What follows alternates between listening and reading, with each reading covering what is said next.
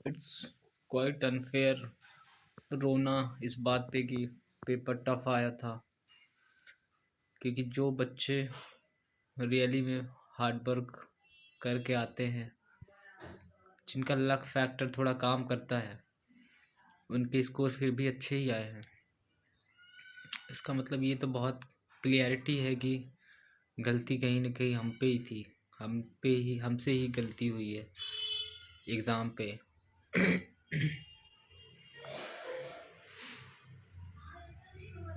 I am trying this from very long time. ये मेरा पहला सीजीएल था, पहला सीजीएल मेंस था।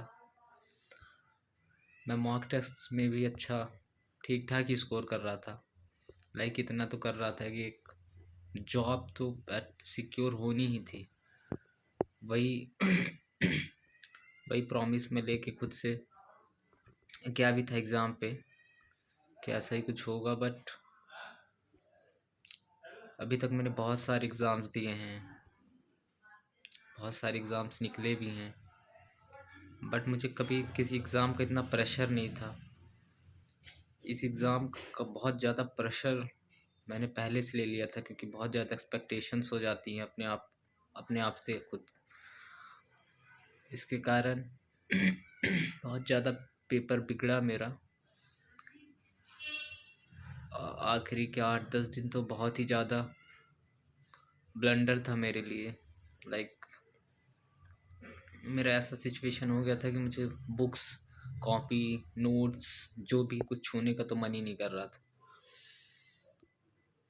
बहुत ज़्यादा एंग्जाइटी, उसके पहले एग्ज़ाम से पहले 1-2 दिन बिल्कुल नींद नहीं आना, ट्रैवल, ये सब एक्सक्यूज़ेज़ नहीं है मेरे। I am just elaborating my things. Paper भी सही था, सब कुछ ही अच्छा था।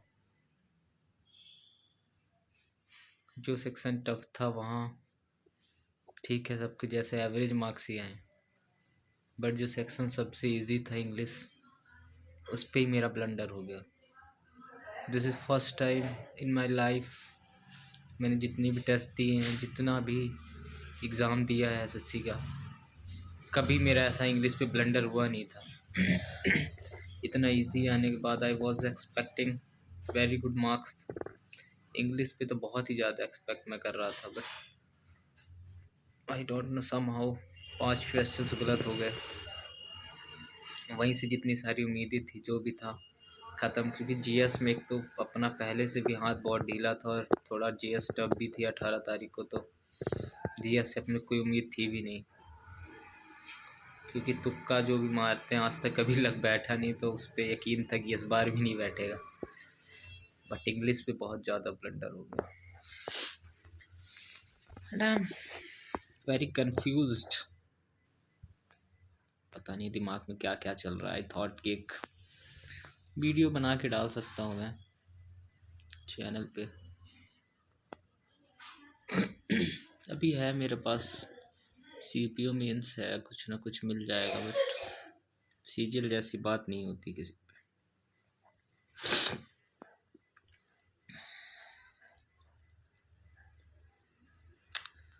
ऐसा ही होता है शायद, हम जितना सोचते हैं उतना वही वही होता नहीं है, कुछ ना कुछ गलतियां रह जाती हैं। बहुत ज़्यादा पैनिक कर गया मैं एग्ज़ाम सेंटर में। बहुत ज़्यादा हाई एक्सपेक्टेशंस खुद को दे रखी थी, घर वालों को दे रखी थी, फ्रेंड्स को दे रखी थी। सब कुछ बैक फायर कर गया मुझ पे। एक्सपेक्टेशंस को मैं एज अ मोटिवेशन लेता था, बट मुझे पता नहीं था कि इतना ज़्यादा बैक फायर करेंगी मुझ पे। स्कोर कुछ खास आया नहीं है, मैथ्स भी गलत हो गई। इतना कैलकुलेशन का प्रैक्टिस करके गए, बट सब वहाँ ख़राब हो गया। 39 टू जो 78 होता है, बट मैंने 6 से 7 बार अटेम्प्ट किया उस क्वेश्चन को, वो जो मिक्सचर एंड एलिगेशन का था। इट वॉज, समझ रहे हो कितना इजी क्वेश्चन था, बट पैनिक करके मैंने उस क्वेश्चन को 6-7 बार अटेम्प्ट किया। सेम मिस्टेक, 39 टू जो 68 लिख रहा था मैं, ताकि 78 होता है। वहीं से पूरे मेरे एग्ज़ाम का मोमेंटम ख़राब हो गया। क्योंकि जब आपका पहला सेक्शन अच्छा नहीं जाता है और आपको अगर एक्सपेक्टेशंस हों पहले सेक्शन से, क्योंकि जब through out my school life I am very good in maths मतलब मैं और कोई सब्जेक्ट पढ़ता ही नहीं था। Math is my like it's my now it's become my you can say it's become my ego. अगर मेरा मैथ अच्छा नहीं जाता है तो फिर मुझे ऐसा लगता है कि सब कुछ ही ख़त्म है। That happens to me in the exam. हुआ भी यही, मैथ अच्छा थोड़ा गया नहीं तो मुझे लगा पेपर पूरा ही ख़राब हो गया है। उसी चक्कर में इंग्लिश में इतना ज़्यादा ब्लंडर हो गया जो कि नहीं होना चाहिए था। English was about 135 to 135 any day I can score on that paper but that day I don't know what happened. और अब मैं यहाँ बैठा हूँ सबसे अलग, सबसे पीछे।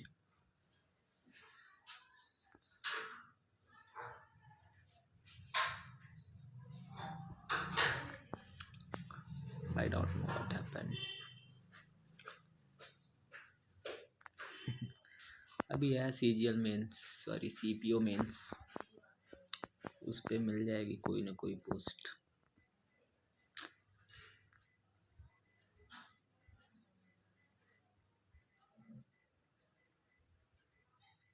ये स्ट्रेस एंजाइटी ये सब ख़त्म कर देती है आपको अंदर से। इतने बड़े बड़े ड्रीम्स देख रखे थे मैंने, अपने क्लोज वंस को इतने बड़े बड़े ड्रीम्स दिखा रखे थे। It looks like everything is finished. I know nothing is finished, is just exam, but